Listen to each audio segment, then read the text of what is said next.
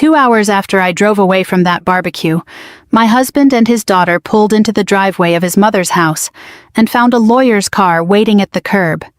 A yellow envelope taped to the front door, and their entire understanding of who really owned that house about to collapse in front of the whole family. But to understand how we got there, you need to go back to that afternoon. Back to the moment a spilled glass of lemonade turned into the last mistake my husband ever let his daughter make in front of me. My name is Ashley Collins. I'm 45. I spent 18 years teaching 3rd grade before I stepped back to help run my husband's small contracting business. And until that Saturday in June, I would have told you I had a good marriage. Not a perfect one, a good one.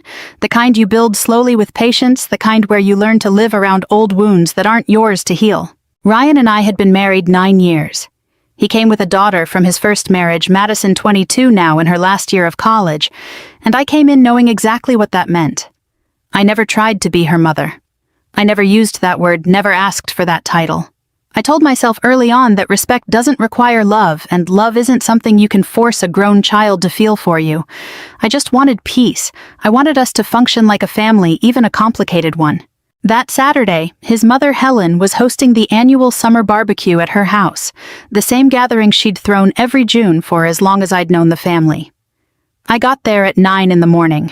I unloaded 4 bags of groceries myself, strung the lights along the porch rail, set up the folding tables, and stood over the grill in the heat for 2 hours because Ryan said his back was bothering him. That was fine. I didn't mind. I liked making Helen's yard look good. She'd always been kind to me in her quiet way, even when the rest of the family treated me like a placeholder. Madison arrived late the way she always did, sunglasses pushed up into her hair phone in her hand. Barely a glance in my direction as she walked past the grill toward her cousins. I was carrying a tray of corn to the table when I turned, just turned the ordinary way anyone turns in a crowded yard, and my shoulder grazed hers. Her lemonade tipped a few drops, landing on her white sneaker. That was it. That was the whole event. She spun around like I'd shoved her. "Don't ever touch me again." Her voice cracked across the yard loud enough that conversations stopped. Aunts turned, cousins turned. Someone's fork paused halfway to their mouth. I actually laughed at first, thinking she had to be joking because it was lemonade, because it was an accident, because I had just spent 2 hours cooking her favorite ribs. "Madison, it was an accident. You did that on purpose," she snapped. "You always do this. You always find a way to touch me or get near me like you're trying to prove something." I felt my face go hot, not from embarrassment, from disbelief. I looked around for Ryan, expecting him to step in to say something, anything, to remind his daughter that I'd been standing over a hot grill on her behalf since 9 in the morning. Instead, I watched him walk toward us with that particular look he got whenever Madison raised her voice, the look of a man bracing to manage her feelings before anyone else's. He didn't ask what happened. He didn't look at the lemonade on her shoe or the tray still balanced in my hands. He looked at me, and his voice came out flat final, like he was reading from a script he'd already written in his head years ago. "Apologize to my daughter, or leave. I want you to understand something about me. I am not a dramatic person. I don't raise my voice. I don't storm out of rooms. I spent 2 decades managing a classroom of 8-year-olds by staying calm when everyone around me wasn't. But something in me went very quiet and very still in that moment, the way water goes still right before it turns to ice. I looked at my husband. I waited for him to soften, to say, "Come on, both of you, let's just cool down." I waited for anyone in that yard, his sister, his brother-in-law, even one of the cousins who'd eaten off my grill 20 minutes earlier, to say a single word in my defense. No one did. "No," I said. Just that. I set the tray of corn down on the table, wiped my hands on my apron, untied it, and folded it over the back of a chair. Helen was standing near the porch steps, and for 1 second our eyes met. She didn't say anything either, but there was something in her face I didn't have time to read, yet something that wasn't surprise. I picked up my purse from the porch swing, walked to my car without looking back, and drove home in a silence so complete I could hear my own pulse in my ears. I didn't cry. I remember that clearly because I expected to, and I didn't. I just drove, replaying 9 years in my head, wondering how many other moments like this one I had quietly swallowed without naming them for what they were. I had no idea pulling into our driveway alone that somewhere across town, a phone was already ringing a law office trying to reach me about a house a decision made 3 years earlier, and a piece of paper that was about to change everything. The house was quiet when I got home, the kind of quiet that used to feel peaceful, and now just felt hollow. I stood in the kitchen for a long moment before I even set my purse down, staring at the counter where I'd left a note that morning, reminding Ryan to bring extra ice. 9 years, I thought. 9 years of notes like that. Small, thoughtless acts of care nobody ever seemed to notice until they were missing. I made myself a cup of tea I didn't drink and sat at the table, and for the first time in a long while, I let myself actually think back over those years, instead of brushing past them the way I usually did. When I married Ryan, Madison was 13, caught in that raw, unsteady age between childhood and something else, still grieving the divorce, even though it was 2 years behind her by then. I never once tried to replace her mother. I made that promise to myself before I ever moved a single box into that house. I would be steady, I would be present, and I would never demand a title I hadn't earned. I thought foolishly maybe that if I gave her enough time and enough space, she'd eventually let me exist in her life as something other than an intruder. I paid for her first semester of college out of my own savings when Ryan's business hit a rough patch and he was too proud to ask his mother for help. I sat in the hospital waiting room for 6 hours after her car accident sophomore year because Ryan was stuck out of state on a job and couldn't get a flight back until the next morning.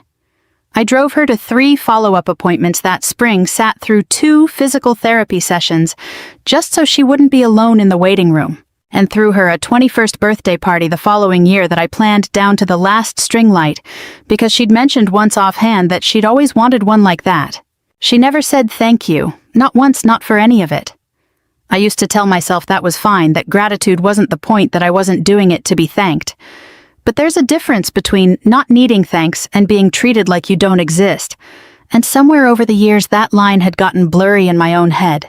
Whenever I mentioned any of this to Ryan, carefully, gently, never as a complaint, he had the same answer every time. Give her time, Ash. She's been through a lot. And I did give her time. I gave her 9 years of it. But the years didn't soften her toward me. If anything, they hardened something in her, like she'd decided early on that treating me as temporary was safer than risking anything else. I remembered the Christmas 2 years ago when she called me Dad's mistake to her cousin in the kitchen, not realizing I was standing right behind the pantry door. I remembered how Ryan, when I told him that night, said only that she probably didn't mean it that way, that she was going through a hard semester. There was always a reason. There was always a hard semester, a stressful breakup, a bad week. I stopped counting the excuses somewhere around year 6. Today wasn't really about a splash of lemonade. I understood that clearly now, sitting alone in my kitchen with my tea going cold. Today was the moment 9 years of small erasures finally added up to something I couldn't swallow anymore. My husband had looked me in the eye in front of his entire family and chosen his daughter's tantrum over the woman who'd spent the morning cooking for all of them. And the worst part wasn't even the choosing. It was how easy it had looked on his face, like it wasn't a choice at all. I was still sitting there when I finally checked my phone, which I'd left in my purse since the moment I'd stormed off. 3 missed calls, all from the same number, all within the last 40 minutes. I didn't recognize it at first, but the voicemail left no room for confusion. Mrs. Collins, this is David Harper from Harper Legal Group. It's important that we speak as soon as possible. Please call my office back today if you're able. I sat with the phone in my hand for a moment, genuinely confused. I didn't know any lawyers named Harper. I hadn't been in any accidents, hadn't been sued, hadn't signed anything I could recall that would warrant this kind of urgency in a stranger's voice. My first thought, absurdly, was that something had happened to Helen, that she'd fallen or worse, and someone was trying to reach me because Ryan's phone had been in his pocket during the argument and mine hadn't. My hands weren't quite steady as I dialed the number back. It rang twice before a receptionist picked up, and when I gave my name, her voice shifted immediately, gentler, more careful, the way people sound when they know something you don't. Mrs. Collins, thank you for calling back. Mr. Harper would like to see you in person if you're able to come in today. It concerns a matter involving Helen Brooks. My chest tightened. Is she all right? She's fine, the receptionist said quickly. This isn't about her health. It's about a legal matter she asked us to handle. Mr. Harper felt it was best explained face to face. I looked at the clock. It was barely 4 in the afternoon. I thought about Ryan and Madison probably still at the barbecue, probably telling everyone their version of what happened, probably not missing me at all yet. I grabbed my keys off the counter, my tea still untouched and going cold behind me, and drove across town not knowing that within the hour I would be sitting across a desk, being told something about my own life that I never could have imagined. Harper Legal Group occupied the second floor of a quiet brick building downtown, the kind of place with heavy wooden doors and a receptionist who offered me water before I'd even sat down. I remember noticing how cold my hands were despite the warm afternoon, how my mind kept circling back to the barbecue, to Ryan's face, to the silence of that yard, even as I tried to focus on why I was here instead.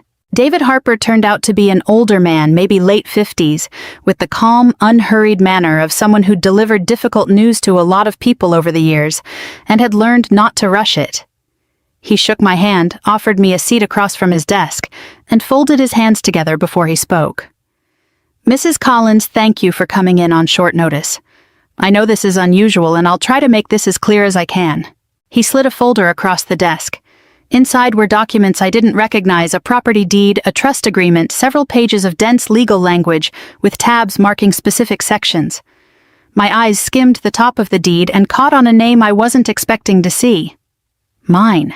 3 years ago, Harper said, Helen Brooks transferred ownership of her house, the house where the family gathering was held today, into a trust with you named as the sole beneficiary. The property was legally retitled in your name at that time. Ryan and Madison have continued residing there under an informal arrangement Helen set up, but the ownership itself has belonged to you since that transfer was finalized. I sat very still. I actually asked him to repeat it because it didn't fit anywhere in what I understood about my own life. "That house," I said slowly. "Helen's house. The one we were just at this morning." "That house," he confirmed. "Why would she do that? And why wouldn't she tell me?" Harper explained that Helen had come to him 3 years earlier, not long after a health scare that had frightened her more than she'd let on to the rest of the family. She'd wanted the house protected, secured for someone she trusted completely, and she'd told him, Harper read this part almost verbatim, like he wanted to get her words exactly right, that I was the only one who had shown up for her without being asked, without expecting anything back. "She said," he continued, glancing at his notes, "that you were the only one who ever treated her like a person and not an obligation." I thought of every Sunday I'd spent driving Helen to her cardiology appointments, while Ryan claimed he was too busy with work. I thought of the winter I'd found a contractor and paid out of pocket to fix her leaking roof before Ryan even knew the gutters had failed. None of that had felt like it was building toward anything. I'd done it because I loved her plainly and simply, the way you love people who never make you feel like a burden.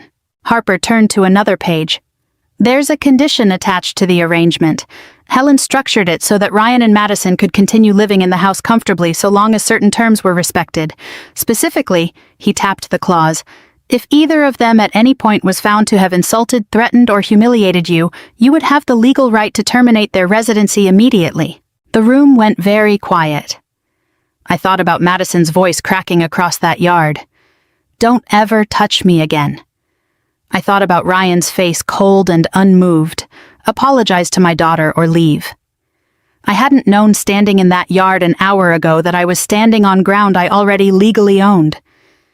"Do you want to enforce it?" Harper asked, not unkindly. It wasn't a question meant to push me one direction or the other. It was simply the question the moment required. I didn't answer right away. I looked down at my forearm where a faint red mark was still visible from where Madison had shoved past me earlier trying to get to her car, something I hadn't even registered as a bruise until just now sitting in this office under fluorescent light. I thought about 9 years of being tolerated instead of welcomed. I thought about every excuse I'd accepted, every "give her time" I'd swallowed without comment.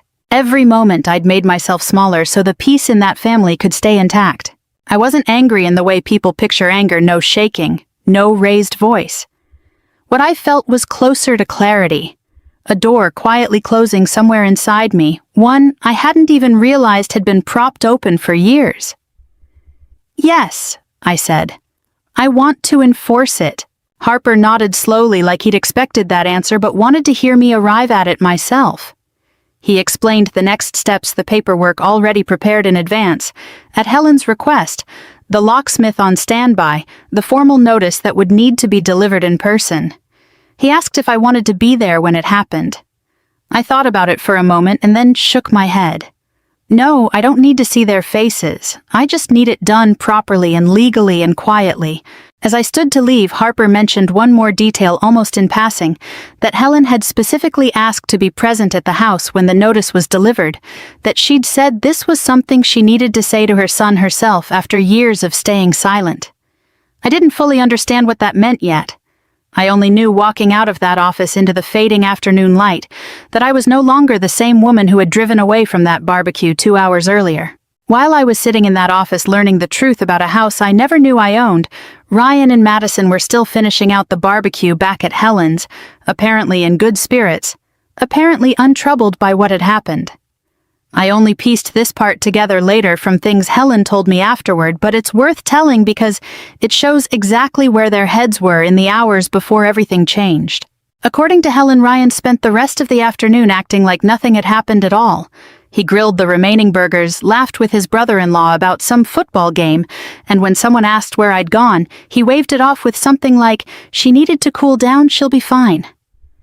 Madison, for her part, sat by the pool with her cousins, scrolling her phone, occasionally mentioning the scene I'd supposedly caused, framing it like I was the one who'd overreacted to an innocent accident. On the drive home that evening, Helen said Madison actually laughed about it. "She'll come crawling back tomorrow with an apology," she reportedly told her father, acting like nothing happened, same as always. Ryan agreed. He told her, half joking, that this was just how I processed things, that I'd sulk for a day and then smooth it all over the way I apparently always did. It wasn't cruelty exactly in his mind. It was just how he'd learned to categorize me over the years. The reasonable one, the one who always came around, the one who never made things difficult for long. They pulled into the driveway a little after 7, expecting an ordinary evening. Instead, they found a car they didn't recognize parked at the curb, a man in a suit standing near the front steps with a folder in hand, and a locksmith's van idling farther down the street. Ryan, Helen told me, actually thought for a second he'd pulled up to the wrong house. David Harper introduced himself calmly, the same unhurried manner he'd used with me an hour earlier. He explained that he represented Helen Brooks and that he had documents to deliver regarding the property. Ryan, confused, asked if something had happened to his mother's estate, planning some routine update he hadn't been told about. Harper simply handed him the envelope.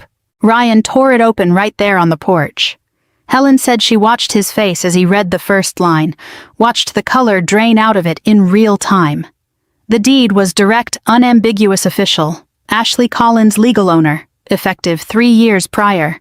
"That's ridiculous," Madison said, grabbing the paper out of her father's hands, scanning it herself, like she expected to find some kind of mistake, some clerical error that would make this whole thing dissolve.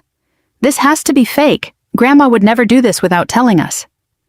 Harper, unbothered by her tone, opened his folder and laid out the supporting documents one by one on the porch railing: the notarized deed, the trust paperwork, the attorney certification. Everything filed, everything legitimate, everything dated years before that afternoon's argument had ever happened. There was no error to find. Ryan turned to his mother, who was standing a few feet away, quiet in a way Helen was almost never quiet. "Mom, is this real?" Helen didn't answer right away. She told me later that she'd rehearsed this moment in her head more times than she could count over the past 3 years, imagining how she'd explain it, softening the words in her mind so they wouldn't land too hard. But standing there on the porch watching her son's face, she found she didn't want to soften anything anymore. "It's real," she said simply. Madison's voice climbed sharp and disbelieving. "You gave our house to her, to Ashley. Why would you do that?" Helen's answer, according to what she told me afterward, was quiet but unwavering. "Because she's the only one who ever earned it." Ryan wasn't ready to accept any of it.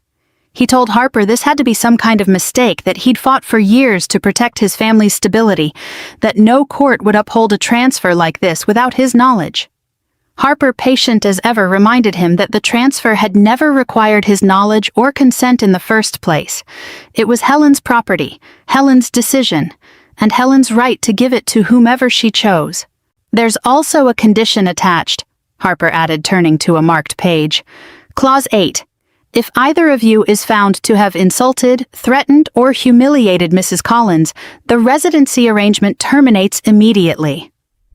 Ryan's face changed again, this time with something closer to dread than confusion. He looked at Madison. Madison looked away. No one can prove anything happened today. Ryan said, his voice lower now, more careful, like a man realizing too late that the ground beneath him had shifted hours before he'd even noticed. It was just an accident, a misunderstanding. Harper opened a second folder thinner than the first and set it beside the deed on the railing. We'll get to that, he said. Mrs. Brooks has something she'd like to say first. Ryan tried to push past Harper toward the front door, insisting this whole thing needed to be sorted out inside, away from the street, away from whatever neighbors might be watching from their porches. Harper didn't move. He simply held up a hand, calm as ever, and reminded Ryan that until the matter of Clause 8 was resolved, the house wasn't his to invite anyone into. You can't be serious, Ryan said. You're going to stand on my mother's porch and tell me I can't walk into my own home. It's not your home, Harper said, not unkindly, just factually. Not legally, not for the past 3 years. Madison had gone quiet in a way that unsettled Helen more than her earlier outburst had. She stood near the porch railing with her arms wrapped around herself, staring at the deed still lying open in her father's hands, like she was waiting for the words on it to rearrange themselves into something less permanent. Harper opened the second folder. Clause 8 requires documentation before it can be enforced. Mrs. Brooks anticipated this might happen eventually, given the pattern of behavior she'd witnessed over the years, so she asked me to compile what evidence existed. I want to be clear, this wasn't gathered today. It's been accumulating for some time. He laid out the contents one piece at a time. A short video clip taken by one of the younger cousins on a phone months earlier at a family dinner, showing Madison calling me Dad's replacement, loud enough for the whole table to hear, and Ryan laughing it off instead of correcting her. 3 written statements from relatives who'd witnessed similar incidents over the years, and had quietly told Helen about them, never realizing those conversations would matter someday. 2 text messages Madison had sent to a cousin, screenshots forwarded to Helen at some point, referring to me in language ugly enough that Ryan actually flinched reading it over Harper's shoulder. And Helen's own written statement dated that very afternoon, describing exactly what she'd witnessed at the barbecue a few hours earlier. The shoulder bump, Madison's scream, Ryan's ultimatum, my quiet exit. None of that proves anything, Ryan said, but his voice had lost its certainty. He was scanning the pages now instead of arguing with them. Helen stepped forward. In 9 years, I don't think I'd ever heard her raise her voice at her son, not once, not even when I'd overheard secondhand about disagreements between them. She'd always been the family's quiet peacekeeper, absorbing tension so it wouldn't spread, smoothing things over rather than naming them. Standing on that porch in front of Harper, in front of Madison, she stopped doing that. I saw everything, she said. Her voice wasn't loud, but it carried. I saw Madison scream at Ashley over an accident. I saw you tell your wife to apologize or leave without asking a single question first. I have watched this happen in smaller ways for years, and I told myself it wasn't my place to interfere in your marriage. I was wrong. It was exactly my place because I watched a woman who has done nothing but show up for this family get treated like she didn't belong in it. Ryan stood frozen, the papers hanging loosely in his hand. Mom, I'm not finished, Helen said. You have a daughter who needed boundaries a long time ago, and instead of giving her boundaries, you gave her permission. Every single time. And I let you because I didn't want to cause more conflict in a family that already had enough of it. That was my mistake, and I'm not making it again today. Madison's composure finally cracked. She'd been standing rigid through her grandmother's entire statement, but now her shoulders started shaking, and when she spoke, her voice came out small, in a way I imagine none of them had heard from her in years. I didn't mean for it to go this far. It was just an accident. I reacted. You've been reacting like that for 9 years. Helen said, gentler now, but not backing down. This is just the first time it cost you something. Harper, giving the family a moment before continuing, finally spoke again. Given the documentation and given Mrs. Brooks's testimony as a direct witness to today's incident, the conditions of Clause 8 have been satisfied. Effective immediately, the residency arrangement is terminated. Mrs. Collins has authorized a 30-day window for you to arrange alternate housing and remove your belongings. Ryan looked at his mother, then at the locksmith still waiting patiently by his van, then at the deed in his own hands, as if some part of him was still hoping the paper might change if he looked at it long enough. It didn't. "I need to talk to Ashley," he said quietly. "That's your choice to make," Harper replied, "but I'd encourage you to think carefully about what you want to say and why before you make that call." Ryan didn't respond to that. He just stood there on the porch of the house he'd lived in for years, holding proof that it had never really been his in the first place, while his daughter cried quietly beside him, and his mother watched with an expression that held no satisfaction in being right, only years of tired, overdue relief. Ryan called me 11 times that night. I know, because I finally looked at my phone around 9, sitting alone in the guest room of my sister's house, 2 towns over, where I'd driven straight from Harper's office without going home first. I hadn't decided yet whether I wanted to see Ryan's face when the truth landed on him, but some instinct told me not to be standing in that driveway when it did. I didn't answer any of the calls, not out of spite. I genuinely didn't know what I would say yet, and I'd learned enough in my years of teaching to know that the most important conversations shouldn't happen in anger on either side. Madison texted twice. The first message just said, "Please call my dad." The second, an hour later, was longer, more frantic, something about how this had all gotten out of control, and she never meant for things to go this far. I read both messages and set the phone face down on the nightstand. It wasn't that I didn't feel anything reading them, I did. But feeling something and being ready to respond to it are 2 very different things, and I wasn't ready yet. Ryan told me later, much later, once enough time had passed, that we could actually speak like 2 adults, instead of 2 people standing on opposite sides of a fracture that he'd called his mother again that night, hoping she might soften, might tell him this had all been some kind of misunderstanding that could still be walked back. Helen didn't soften. "I warned you for years," she told him, according to what he eventually admitted to me. "I told you over and over that if you kept letting Madison treat Ashley like an intruder in her own home, you'd lose something you couldn't get back. You just never believed it would actually happen." He sat with that, he said, longer than he wanted to admit. And somewhere in that silence, things he'd spent years not really looking at started surfacing, whether he wanted them to or not. He thought about the roof. He'd noticed the new shingles on his mother's house 2 winters ago, vaguely registered them, and never once asked who'd paid for the repair or arranged the contractor. It had been me quietly, the way I did most things for that family, not for credit, just because it needed doing and nobody else was doing it. He thought about the cardiology appointments. Helen had a scare with her heart 3 years back, a series of follow-ups and monitoring visits that stretched across several months, and it had been me driving her every single time, sitting with her in waiting rooms, holding her hand through an echocardiogram, while Ryan sent apologetic texts about being slammed at work. He hadn't attended a single one of those appointments. Not one. He thought about the surgery the year before that, a hip replacement that kept Helen off her feet for 6 weeks, and how it had been me who moved into her guest room for the first 2 weeks of recovery, managing her medications, cooking her meals, helping her to the bathroom in the middle of the night when she was too proud to ask her son for that kind of help. Ryan had visited twice that whole stretch, each time for less than an hour. He thought finally about all the bills. The property taxes he'd assumed his mother handled herself, the insurance renewals, small repairs here and there that seemed to sort themselves out without him ever having to think about them. He'd never once wondered how exactly those things kept getting handled. He'd just been grateful they weren't his problem, without asking whose problem they'd actually become. When he called his mother back near midnight, he told me his voice had cracked in a way it hadn't since he was a kid.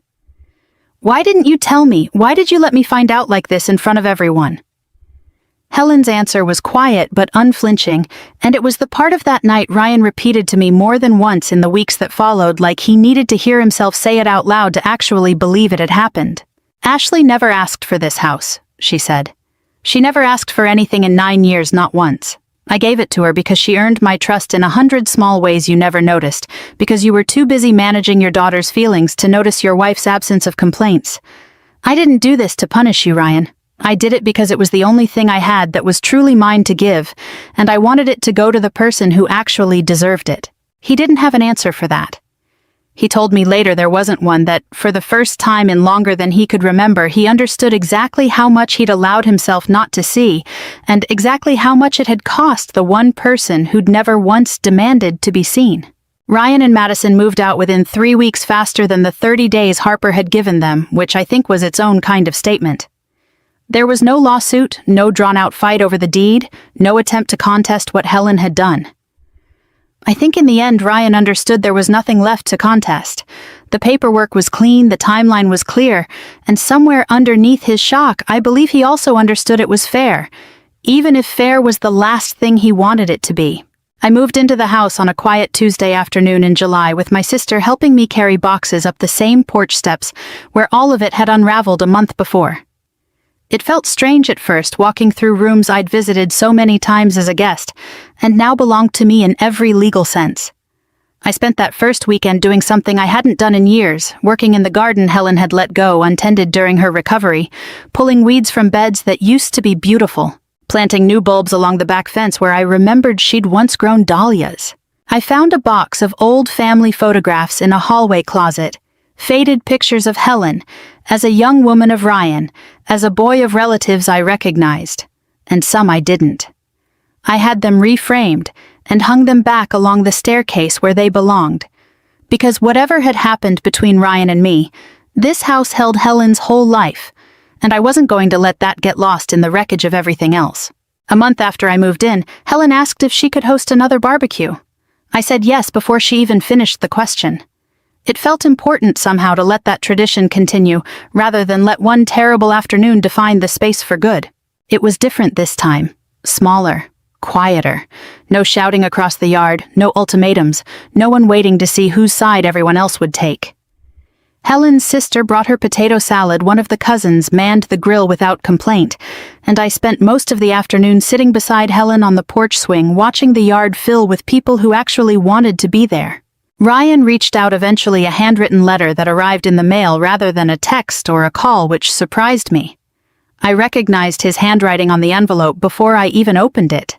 Inside, he wrote about the years he'd spent managing Madison's feelings instead of protecting our marriage, about the excuses he'd made, without ever noticing how many there had been about the version of himself he was trying to become, now that he'd finally stopped looking away. He didn't ask for the house back. He didn't ask for anything, really. I think by then he understood there wasn't anything left to ask for. I read it twice, sitting at the kitchen table in the late afternoon light. Then I folded it carefully and put it in a drawer. I didn't tear it up because there was no anger left in me by that point, just a quiet, settled kind of peace. But I didn't write back either, because some doors close not out of bitterness, but simply because you finally found what was on the other side of them, and it turns out to be enough. I think about that barbecue often now, the one where everything fell apart in front of an entire family. For a long time afterward, I believed I'd walked out of that yard and lost something, a husband, a family, 9 years of trying. But sitting on this porch now, surrounded by a garden I planted with my own hands in a house filled with people who actually see me, I understand it differently. I didn't lose a family that day. I finally stopped mistaking tolerance for belonging, and I walked toward the family that had been quietly choosing me back the entire time, in 100 small ways I'd almost stopped noticing. The morning of that barbecue, I thought leaving that yard was the worst moment of my life. Now I know it was the moment I finally started living one that was actually mine. If this story moved you, I'd love to hear where you'd have drawn your own line. Have you ever had a moment where you finally stopped accepting less than you deserved from the people who were supposed to love you? Tell me in the comments below, and let me know where you're watching from tonight. I always love seeing how far these stories travel. We share stories like Ashley's every single day here, real heartfelt journeys about family loyalty, and the quiet strength it takes to finally choose yourself. So if this one stayed with you, subscribe and stay close, because there's always another story waiting, and I don't want you to miss a single one. Thank you for walking through this one with me. Let's keep going together.